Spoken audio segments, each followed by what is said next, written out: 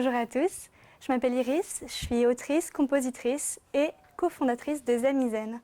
Et pour vous permettre de comprendre un peu mieux ce qui nous anime au sein de l'équipe, je voudrais commencer par vous raconter un témoignage. On organise régulièrement des webinaires avec des enseignants partout en France. Et un jour, on a Mathilde, enseignante en maternelle à Lille, qui nous dit « J'ai encore un enfant de 5 ans qui me dit « Maîtresse, moi, je n'y arriverai jamais ». Et tout autour de la table du webinaire, si je peux parler ainsi, les enseignants réagissent « Oui, mais moi aussi j'entends ça, mais ça arrive de plus en plus jeune, ces problèmes de confiance en soi chez les enfants. Et qu'est-ce que ça fait mal au cœur et qu'est-ce qu'on peut faire ?» Alors ce que constate Mathilde, en fait, c'est le talon d'Achille de notre société française. Il faut savoir que la mesure PISA montre que nos élèves sont plus anxieux que les autres, manquent de confiance en eux et ne savent pas coopérer. Et puis le Covid est passé par là, leur bien-être et leur santé mentale se sont dégradés à tel point que la défenseure des droits a tiré la sonnette d'alarme en disant « L'urgence est là, nous ne pouvons plus l'ignorer ». Alors, heureusement, la solution, on la connaît depuis longtemps, à vrai dire. Il faut enseigner aux enfants les compétences émotionnelles et relationnelles.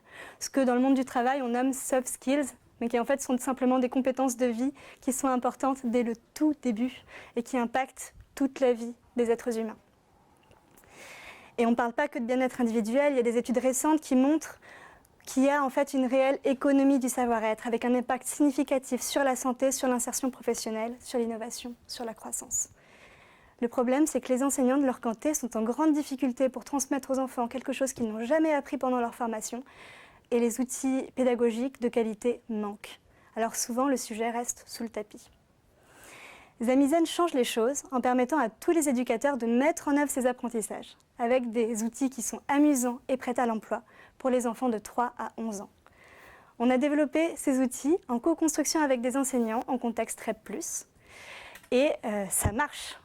Aujourd'hui, on a 25 grandes villes clientes, plus de 15 000 enfants bénéficiaires, et plus de 90% de nos utilisateurs constatent des changements positifs sur l'attention des élèves, sur la gestion des émotions et le climat de la classe. L'éducation nationale nous soutient avec le label EduUp.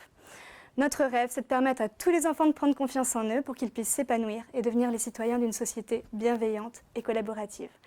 Aujourd'hui, on est une équipe de 7 personnes, on est unis par la volonté d'impact et on a besoin de soutien, de conseils avisés, de fonds pour nous permettre d'atteindre d'ici 4 ans 400 000 enfants bénéficiaires et puis aller au-delà de la France parce que la problématique des émotions, en fait, c'est une problématique universelle.